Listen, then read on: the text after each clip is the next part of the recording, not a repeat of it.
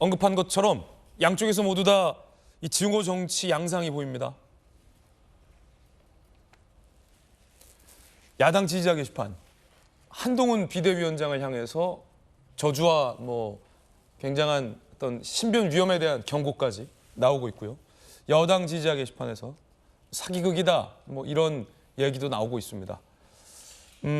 양쪽 모두 다 이 증오, 혐오 이런 것들이 좀 커지고 있는데 강력계 형사 출신의 박성민 변호사님, 네. 이런 것들은 어떻게 법적으로 단속이 안 됩니까?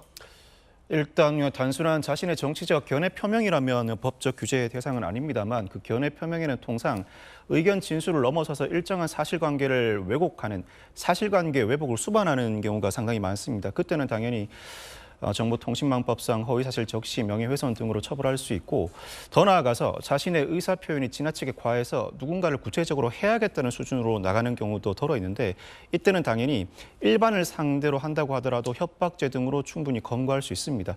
사안 전체를 두고 추가적으로 법적 조치를 취할 만한 사안인지 판단을 해봐야 하겠습니다만 네. 날선 공방을 주고받는 과정에서 충분히 법적 문제가 제기될 소지는 있습니다.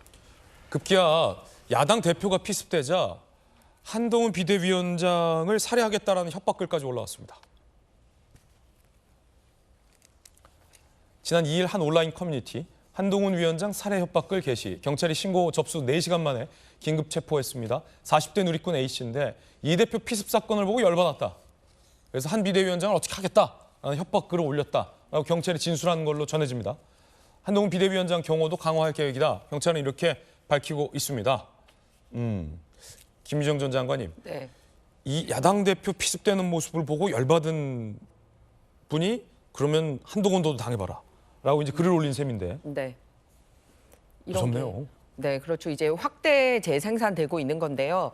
이제 열렬 지지자들에게만 문제 제기를 하기에는 정치 지도부부터 제대로 된 모습을 못 보여주니까 지지자들도 결국 따라가지 않나라는 생각입니다. 예.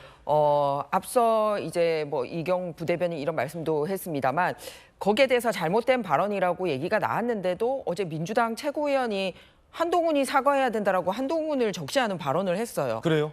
왜냐하면 한동훈 그 비대위원장이 얘기하고 있을 때 자중이 이제 쇼입니다라고 얘기를 하고 있었는데 분명히 제지를 했거든요. 그럼에도 불구하고 민주당 박정현 최고위원이 그 자리에 있었던 한동훈이 이 부분에 대해서 사과해야 된다. 이런 식으로 나오는 거예요. 그런데 이게 뭐냐면 그게 지지자들에게 사인을 주는 거거든요. 저는 한동훈 공격해라는 사인 아닙니까? 그래서 제 생각에는 이런 거를 그 한 명에게만 탓하는 것보다는 그거를 방관하는 지도부에도 상당히 문제가 있다고 생각해요.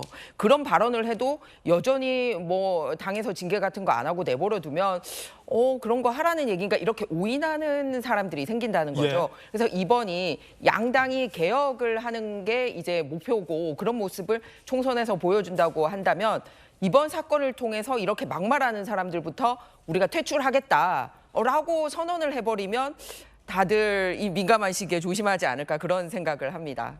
말씀하신 그 대목 영상으로 준비했는데 민주당 최고위원 중 한 분이 거론했던 그 장면입니다. 한 비대위원장이 어떻게 했을까요? 들어보시죠.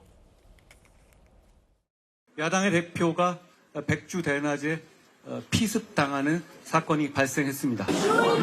우리는 만약 제가 피습당했을 때처럼 생각해 주시는 것, 그것이 우리 국민의 힘이라는 수준 높은 정당, 수준 높은 시민들이 동료 시민을 위해서 할 수 있는 일입니다. 이 장면 말씀하신 거죠? 손으로 제지하면서 네. 내가 피습당한 것처럼 생각하라. 네, 그렇게 했는데 그러면은 사실은 좀 개인의 문제가 아니라 우리 공동의 문제로 받아들이고 있구나. 정말 어떤 당 대표냐의 문제가 아니라 정치권 전체의 엄중한 현실로 받아들이고 있구나. 이렇게 생각을 했거든요. 그리고 많은 분들도 그렇게 느꼈는데 세상에 이 장면을 보고 한동훈이 사과해야 된다라고 이 사건의 원인이 마치 한동훈 그리고 이걸 확대 재생산하는 사람이 한동훈인 것처럼 얘기를 최고위원이 해버렸어요. 민주당에서. 그러면은 따르는 지지자들은 어떻게 됩니까? 당연히 그러면 우리 대표가 다친데 원망할 때를 찾고 싶은데 그러면은 니네 대표도 한번 다쳐봐 이렇게 되는 거예요. 그래서 말씀드리는 게 그냥 이런 정치인도 있고 저런 정치인도 있나 보다라고 내버려 두는 게 아니라 이런 부분에 대해서 가만히 내버려 둠으로써 확대 재생산하는 게 아니라 엄중하게 처리를 해야 되는데 가장 엄중한 거는 이번 총선 때 이런 식으로 막말하는 사람 퇴출 1호 하겠습니다라고 양당이 하면 더 강력한 경고와 정화가 되지 않을까 생각합니다. 예, 오늘 뭐 여야 두 분의 공통적인 목소리는 누구 탓하지 말자. 그리고 이것이 누구 때문이다라는 어떤 기적의 논리와 상대를 폄하하는 마이너스 정치를 하지 말자라는 적절한 지적들 해주고 계십니다.